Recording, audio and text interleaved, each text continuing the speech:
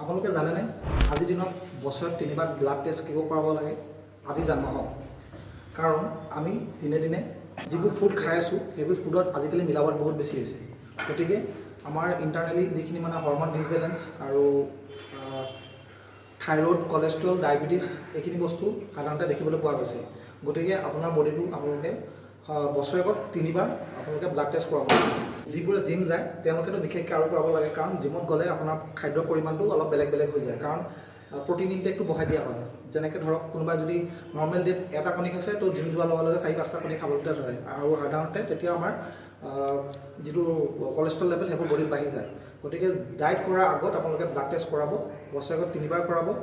কিছুমান নিজকে ভাবি লয় যে মোৰ গাতটো এনেকৈ সাধাৰণতে বেমাৰ দেখিবলৈ পোৱা নাই, তো মই ব্লাড টেষ্ট কিয় কৰাম? ব্লাড টেষ্ট আপুনি বেমাৰ আছে বুলিয়েই নহয়, আপোনাৰ বডিটো মনিটৰ কৰি থকা হ'ব। গতিকে থাকক বা নাথাকক আপোনালোকে বছৰেকত 3বাৰ ব্লাড টেষ্ট কৰিব, কাৰণ আপুনি নিজৰ বডিটো মনিটৰ কৰি ৰখা হ'ব।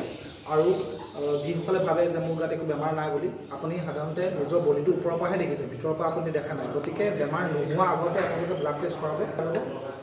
সুস্থ ৰখাৰ দায়িত্ব আপোনাৰ। গতিকে আজিৰ পৰা আপোনালোকে সজাগ হওক, নিজৰ চেকআপ নিজে কৰাই লওক। গতিকে ভিডিঅ' পাবলৈ মোৰ চেনেলটো ছাবস্ক্ৰাইব কৰক। যদিহে এই ভিডিঅ'বোৰ ভাল লাগে তেতিয়া লগৰ মাজত শ্বেয়াৰ কৰক। আজিলৈ বাই বাই।